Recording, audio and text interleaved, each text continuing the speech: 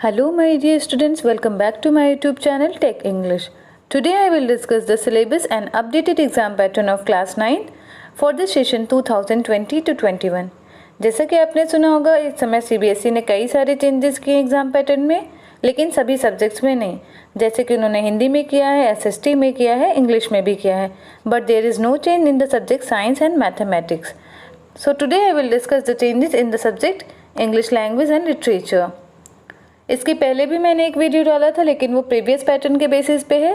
लेकिन इस वीडियो में मैं जो अभी का चेंजेस है और जो पहले का जो पैटर्न था उन दोनों को इंक्लूड किया है मैंने. तो आप वीडियो को बहुत ही ध्यान से देखिएगा और पूरा देखना है, क्योंकि ग्रामर एंड राइटिंग वाले में काफ़ी ज़्यादा चेंजेस है, लिटरेचर वाले में भी चेंजेस है. तो वीडियो अच्छा लगे तो लाइक करिएगा. जो भी नए व्यूअर हैं वो चैनल को सब्सक्राइब करिए और अपने फ्रेंड्स के साथ शेयर करेंगे. So let's start. जैसा कि आप जानते हैं, आपके ये पेपर में 3 सेक्शन हैं. सेक्शन ए रीडिंग जो कि 20 मार्क्स का होता है, section be writing and grammar जो कि 30 मार्क्स का होता है, और सेक्शन सी लिटरेचर जो कि अगेन 30 मार्क्स का होता है. तो सबसे पहले हम डिस्कस करेंगे सेक्शन ए रीडिंग जो कि 20 मार्क्स का होता है. जैसे कि आप जानते हैं, आपके सेक्शन ए में आपसे 2 अनसीन पैसेज पूछे जाते हैं और वो दोनों अलग तरह के होते हैं. पहला क्वेश्चन जो होता है वो फैक्चुअल पैसेज होता है. फैक्चुअल पैसेज जो कि फैक्ट्स पे बेस्ड होता है, जो कि डेटाज पे बेस्ड होता है, और इसकी लेंथ कितनी होती है 300 to 350 वर्ड्स. इस पैसेज के बेसिस पे आपसे 8 very short answer type question पूछे जाएंगे, जिसमें आपको कुछ MCQ भी मिलेंगे. तो हर आंसर के लिए आपको 1 मार्क्स मिलेगा. टोटल आपको कितना मार्क्स मिलेगा 8 marks. Second question will be a discursive passage. So now what is discursive passage? Discursive passage वो होता है जो आपके लॉजिक आर्ग्यूमेंट्स को चेक करता है, आपके एनालिटिकल कैपेसिटी को चेक करता है. इसमें आपको फैक्चुअल पैसेज नहीं मिलेगा. इसमें आपको जो भी पैसेज मिलेंगे वो आपको फैक्ट्स और डेटाज पे बेस्ड नहीं मिलेगा. आपको पैसेज को रीड करना है, कई बार रीड करना है, और आपको अपनी थिंकिंग के बेसिस पे पैसेज को एनालाइज करके उसका आंसर देना है. तो इसमें आपसे 2 टाइप के क्वेश्चन पूछे जाएंगे. पहले जो 4 क्वेश्चन हैं वो शॉर्ट आंसर टाइप क्वेश्चन होंगे, जिसकी वर्ड लेंथ होगी 30 to 40 वर्ड्स. मतलब कि आपको अपना आंसर 30 to 40 वर्ड्स में देना है. और इसका पर्पस क्या है? To test inference, evaluation and analysis. जैसे कि मैंने आपको बताया, आपकी एनालिटिकल कैपेसिटी को चेक करने के लिए, आपकी इवैल्यूएशन कैपेसिटी को चेक करने के लिए ये पूछा जाता है. तो आपको हर क्वेश्चन के 2 मार्क्स मिलेंगे. जैसा कि मैंने बताया, आपको 4 क्वेश्चन पूछे जाएंगे और आपको कितने मार्क्स मिलेंगे 8 मार्क्स. इसमें 4 मल्टीपल चॉइस क्वेश्चन भी पूछे जाते हैं, जो कि आपकी वोकैबुलरी को चेक करने के लिए पूछा जाता है. जैसे कि इसमें MCQ भी पूछे जा सकते हैं, फिल इन द ब्लैंक्स भी पूछे जा सकते हैं, एंटोनिम और सिनोनिम. मतलब 4 ऑब्जेक्टिव टाइप क्वेश्चन पूछे जाएंगे, जिसमें MCQ भी पूछा जा सकता है, फिल इन द ब्लैंक्स भी पूछा जा सकता है, एंटोनिम और सिनोनिम. तो आपको हर आंसर के लिए इसमें 1 मार्क्स मिलेगा. तो टोटल आपको कितने मार्क्स मिलेंगे 4 मार्क्स. तो जैसा मैंने आपको बताया, आपको इस सेक्शन में 20 मार्क्स मिलेंगे. You can C 8, 8 and 4. So total there are 20 marks. So now we will move to the next section, that is writing and grammar. सबसे पहले मैं राइटिंग डिस्कस करूँगी और इसमें कई सारे चेंजेस हैं, तो आपको बहुत ध्यान से देखना है. थर्ड क्वेश्चन में आपसे इनफॉर्मल लेटर पूछा जाएगा ऑन एनी गिवन सिचुएशन, या आपसे डिस्क्रिप्टिव पैराग्राफ पूछा जाएगा. That will be based on visual और वर्बल क्यूज. और इसमें आपसे पर्सन, प्लेस, इवेंट या डायरी एंट्री के बेसिस पे क्वेश्चन पूछे जा सकते हैं. और इसकी वर्ड लेंथ क्या होगी 150 to 200 वर्ड्स. और आपको 10 मार्क्स इस क्वेश्चन के लिए मिलेंगे. लेकिन इसमें पहले क्या था? पहले आपको या तो आर्टिकल राइटिंग दी जाती थी, या तो डिस्क्रिप्टिव पैराग्राफ में डायरी एंट्री पूछा जाता था. तो ये पहले आता था, लेकिन अब नया क्या पैटर्न है? इनफॉर्मल लेटर आपसे पूछा जाएगा या आपसे डिस्क्रिप्टिव पैराग्राफ पूछा जाएगा. और आपके मार्क्स में भी चेंजेस है. जैसे कि पहले आपको 8 मार्क्स दिया जाता था, लेकिन अब आपको 10 मार्क्स दिया जाएगा. और पहले की जो वर्ड लेंथ थी वो भी चेंज थी, 100 to 150 वर्ड्स थी. तो ये चेंजेस थे. एक बार दोबारा से चेंजेस देख लेते हैं. Now informal letter will be asked. Article writing जो है उसे हटा दिया गया है और आपके 2 मार्क्स ज़्यादा ऐड कर दिए गए हैं. अब 8 की जगह आपको 10 मार्क्स मिलेंगे. Now the next question will B short story writing. आपको इसमें कुछ हिंट्स दिए जाएंगे, कुछ आपको वर्ड्स दिए जा सकते हैं या आपको 2 सेंटेंसेस दिए जा सकते हैं और स्टोरी को इनकम्प्लीट छोड़ दिया जाएगा और आपसे वो स्टोरी कंप्लीट करने को दी जाएगी। तो इसकी वर्ड लेंथ क्या होगी 150 to 200 वर्ड और आपको 10 मार्क्स मिलेंगे इस क्वेश्चन के। तो इसमें कोई चेंजेस नहीं है, ये पहले भी ऐसा आता था और अभी भी ऐसे ही आता है। स्टोरी राइटिंग के वक्त आपको ध्यान देना है क्योंकि इसमें मार्क डिवीज़न भी होते हैं, सिर्फ स्टोरी लिखने का ही नहीं, स्टोरी को प्रॉपर तरीके से लिखने का 10 मार्क्स आपको मिलता है। जैसे कि आपका टाइटल प्रॉपर होना चाहिए, आपके जो भी कैरेक्टर्स हैं वो प्रॉपर होने चाहिए, आपका प्लॉट होना चाहिए अच्छा और उसमें एंडिंग भी अच्छी होनी चाहिए।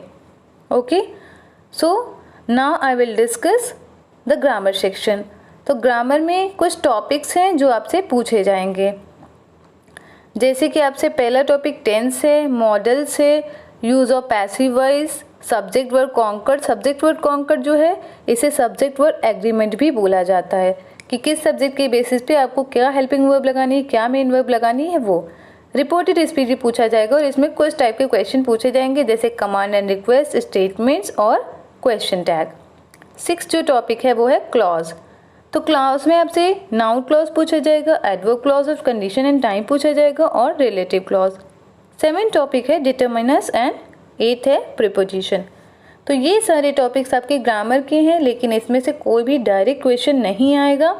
आपको fill in the blanks type में या क्लोज टेस्ट टाइप में आपसे क्वेश्चन पूछे जाएंगे। तो अब देखते हैं ग्रामर के बेसिस पे आपसे क्या क्वेश्चन पूछे जाते हैं। इसमें भी कई सारे चेंजेस हैं तो इसे भी आपको ध्यान से देखना है। अब आपसे क्वेश्चन नंबर 5 में क्लोज पैसेज पूछा जाएगा या गैप फिलिंग पूछा जाएगा या एडिटिंग पूछा जाएगा और आपको 4 मार्क्स दिए जाएंगे। क्लोज पैसेज क्या होता है, इसमें एक पैसेज दिया जाएगा जिसमें बीच में कुछ ब्लैंक्स रहेंगे और आपको उस पैसेज को ध्यान से पढ़ना और उसके बेसिस पे आपको उस पैसेज को फिल करना है।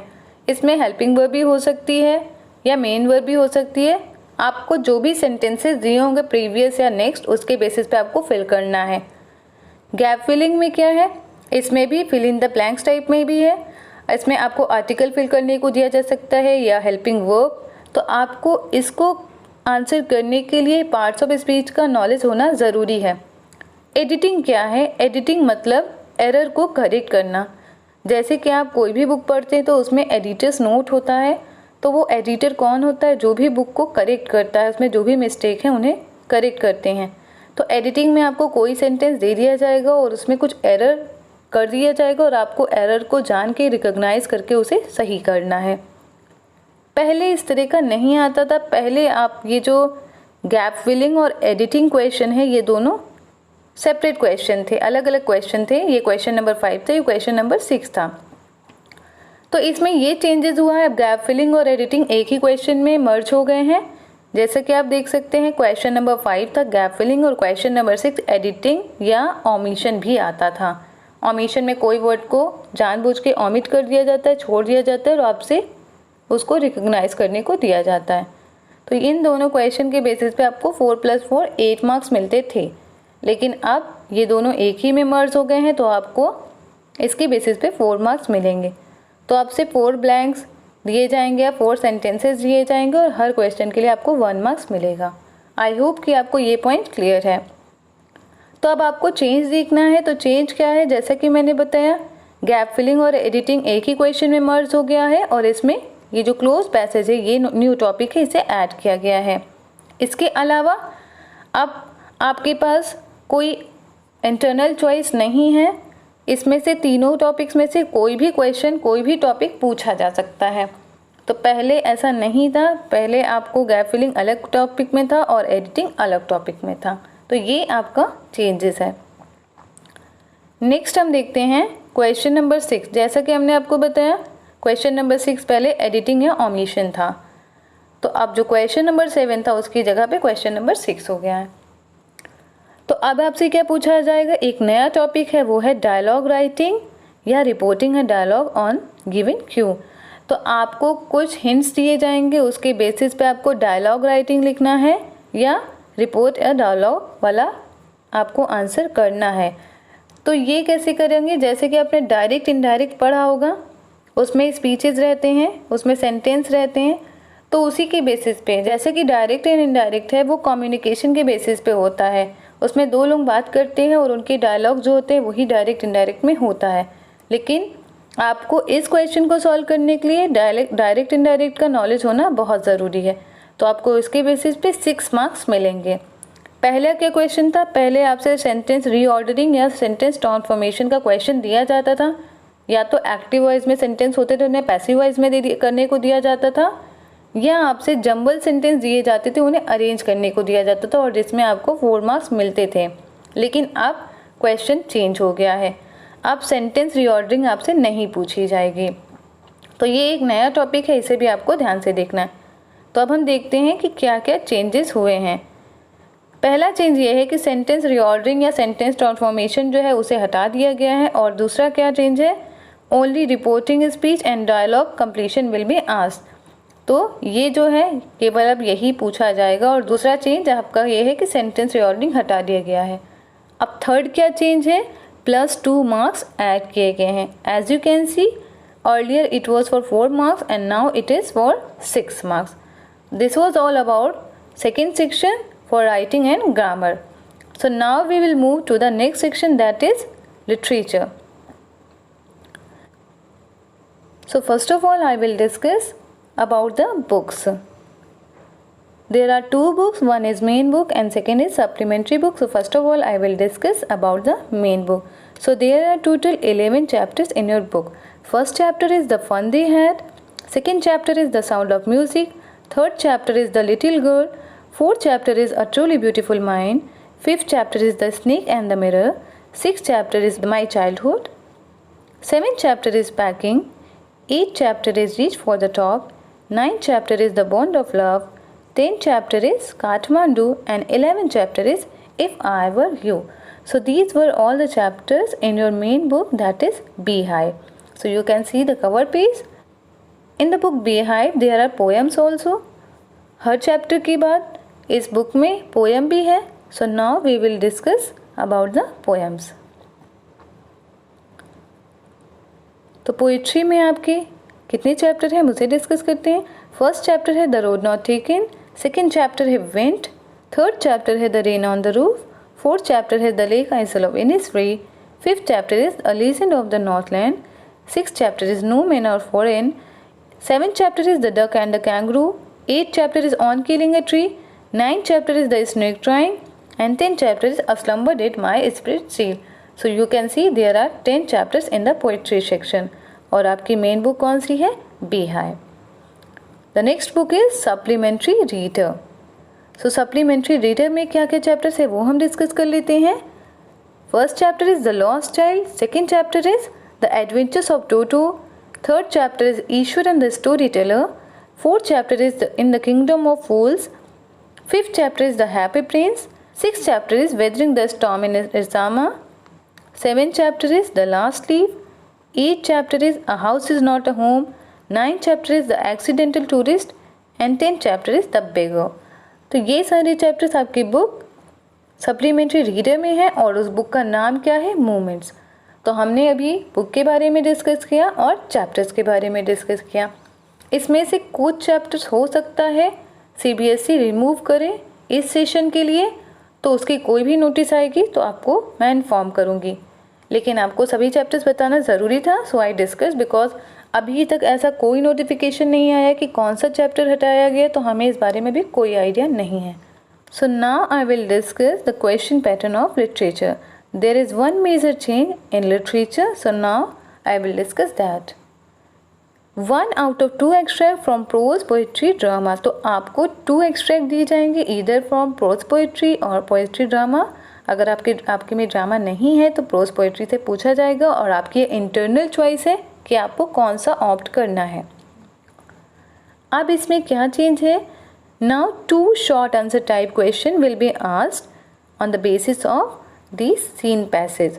तो आपसे अब 2 शॉर्ट आंसर टाइप क्वेश्चन पूछे जाएंगे और हर क्वेश्चन के लिए आपको 2 मार्क्स मिलेगा। तो आपको टोटल कितने मार्क्स मिलेंगे, 4।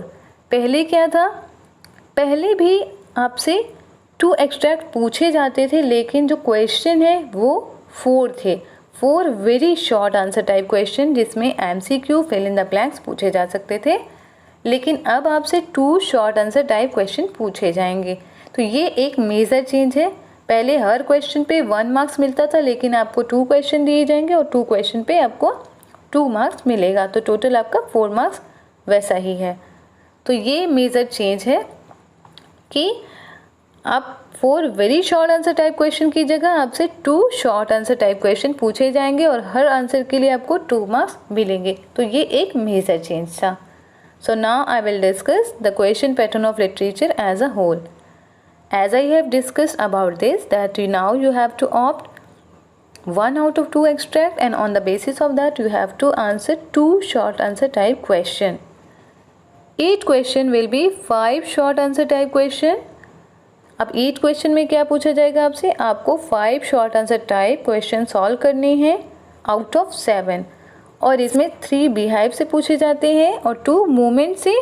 अब हो सकता है कि यहाँ पे 7 लिखा, तो हो सकता है बिहाइव से 4 पूछे जाए और मूवमेंट से 3। तो ये जैसा दिया जाएगा आपको वैसे ही करना है, और ये आपकी चॉइस है कि आप कौन से क्वेश्चन सॉल्व करेंगे। इसमें ऐसा कोई भी रूल नहीं है कि आपको 2 बिहाइव से करने हैं या 2 मूवमेंट से करना है, ऐसा कोई रूल नहीं है, वो आपकी अपनी चॉइस है। तो इसका क्या पर्पज़ है, इसका क्या एम है?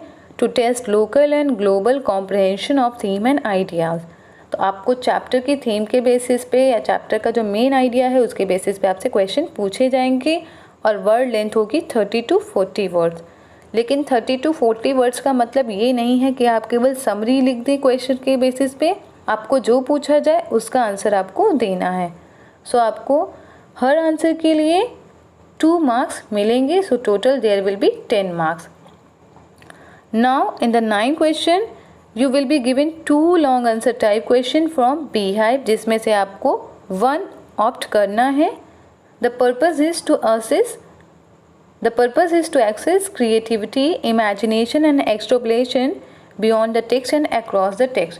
तो आपसे ये क्वेश्चन पूछने का पर्पज़ यही है कि आपकी क्रिएटिविटी जो इमेजिनेशन है उसे जज किया जाए, और आपको टेक्स्ट का ही नहीं बल्कि दूसरी टेक्स्ट से भी कोरिलेट करके आंसर देना है। मतलब आपको जो भी चैप्टर बताए जाते हैं उसका कहीं ना कहीं प्रैक्टिकल लाइफ से कोरिलेशन होता है, तो आपको अपनी थिंकिंग के बेसिस पे इसका आंसर देना है। And this can be a passage based question taken from a situation plot from the text. तो इसमें जो क्वेश्चन होंगे वो सिचुएशनल क्वेश्चन हो सकते हैं, प्लॉट बेस्ड क्वेश्चन हो सकते हैं, या आपसे इसमें कैरेक्टर स्केच भी पूछा जा सकता है। तो इसकी वर्ड लेंथ क्या है? 100 to 150 वर्ड्स, और आपको इस आंसर के लिए 8 मार्क्स मिलेंगे। So now the last question is question number 10। In this question also you will be given 2 long answer type question but from the book movements. आपको movements जो बुक है, supplementary जो बुक है, आपको इससे 2 क्वेश्चन दिए जाएंगे जिसमें से आपको 1 ऑप्ट करनी है। This question will be based on theme और plot involving interpretation, extrapolation beyond the text and inference और कैरेक्टर स्केच। तो इसमें जो क्वेश्चन पूछे जाएंगे वो थीम बेस्ड पूछे जाएंगे, प्लॉट बेस्ड पूछे जाएंगे, कैरेक्टर स्केच पे भी आपसे क्वेश्चन पूछे जा सकते हैं, और इसका भी पर्पज़ है कि आपकी जो इंटरप्रिटेशन की कैपेसिटी है, जो आपकी क्रिएटिविटी है, उसको जज किया जाए। So the word limit will be same in this question also 100 to 50 words, and marks also will be same. तो आपको 9th and 10th क्वेश्चन के लिए वर्ड लिमिट सेम है और आपके मार्क्स भी सेम है। तो जैसे कि मैंने बताया आपको, एक क्वेश्चन इसमें कम हुआ है, सेंटेंस रीऑर्डरिंग वाला। पहले आपसे 11 क्वेश्चन पूछे जाते थे और अब आपसे टोटल 10 क्वेश्चन पूछे जाएंगे। So this was all about the syllabus and question pattern for the subject English language and literature. आपको कोई भी डाउट हो, कोई भी कन्फ्यूज़न हो तो कमेंट करिएगा, और आपके जो भी कमेंट होंगे उसको मैं आंसर करूँगी। और इसके अलावा अगर आपको वीडियो अच्छा लगा हो तो प्लीज़ अपने फ्रेंड्स में शेयर करिएगा, ताकि सबके पास ये मैसेज पहुँचे कि क्या चेंजेस आया है, because there are so many confusions. So this was all about the lecture. Thank you all for watching, and please like and share. Thank you all.